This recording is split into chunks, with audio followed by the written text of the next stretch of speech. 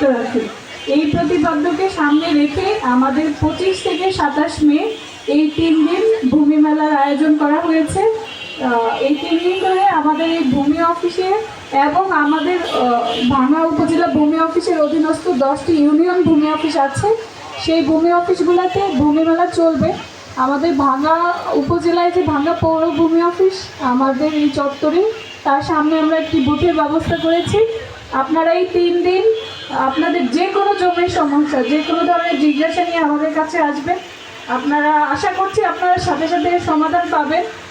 আসলে ভূমির ক্ষেত্রে সকল সমস্যার সমাধান কিন্তু ইনস্ট্যান্ট দেওয়া যায় না, কিন্তু অনেক সময় আমরা এইভাবে প্রতারিত হই যে আমরা নিজেরা জানি না বলে অন্যের কাছে যাই, যেই কাজটা অনেক সহজ, কিন্তু আপনারা দেখা যাচ্ছে যে অনেকের মাধ্যমে প্রতারিত হয়ে বিভিন্ন জায়গায় ঘুরে।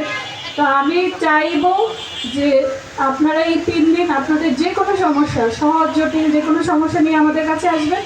আমরা ইনস্ট্যান্ট কোনো সমাধান যদি দেওয়া যায় সেটাও বলে দিব, অথবা কোথায় গেলে জমির সমস্যাটা সমাধান করতে পারবে সেই সমাধানটা আপনারা নিয়ে যাবেন।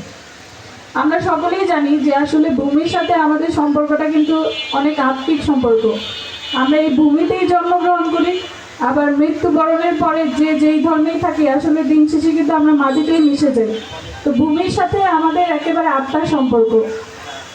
তো বাংলাদেশের মানুষ যারা আছে তারা আসলে ভূমি সম্পর্কে জটিলতায় পড়ে নাই এমন মানুষ কিন্তু খুঁজে পাওয়া কঠিন।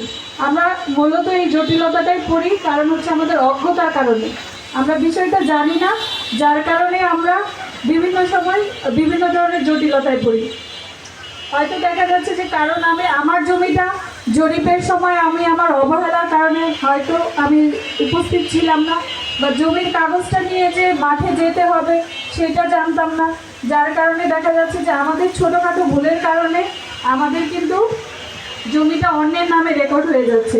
আবার অনেক সময় আমরা একটা জমি কিনছি, জমিটার যে ওয়ারিশরা আছে তাদেরকে জানানোর প্রয়োজন মনে করি না। আমরা একটা জমি কিনে কীভাবে, অনেকেই আমার কাছে এসে বলেন যে স্যার গোপনে দলিল করেছে। কেন আমি টাকা দিয়ে গোপনে দলিল করব? আমরা যদি সকল ওয়ারিশদের জানাই, এই জমির পার্শ্ববর্তী যারা সহ শরিক আছে তাদেরকে যদি জানিয়ে একটা জমি ক্রয় করি, তাহলে কিন্তু জমি কেনার আগেই আমরা জেনে যাচ্ছি যে এই জমিতে কোনো জটিলতা আছে কিনা। তা আমি কেন টাকা দিয়ে মামলা কিনবো?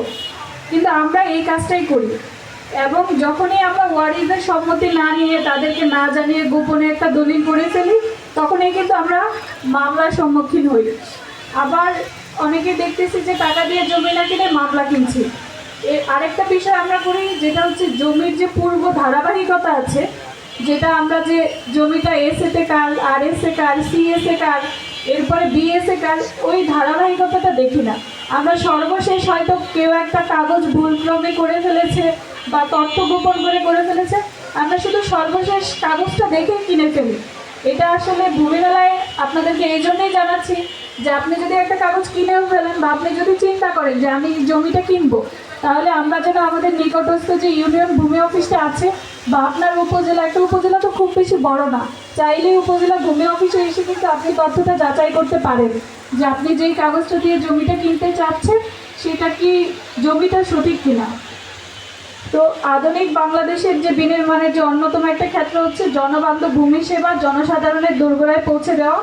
ভূমি মন্ত্রণালয় ইতোমধ্যে সকল ধরনের সেবা কিন্তু অটোমেশনের মধ্যে নিয়ে গেছে,